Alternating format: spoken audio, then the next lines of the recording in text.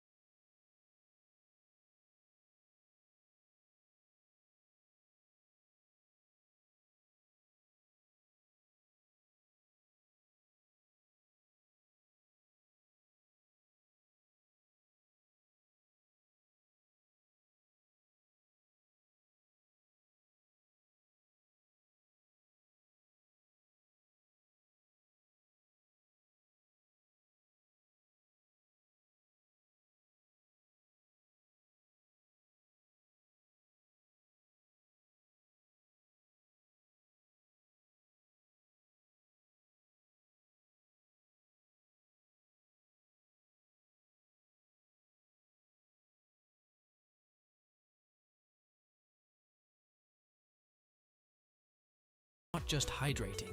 You're making a conscious choice for a greener planet. Cheers to sustainability, one sip at a time.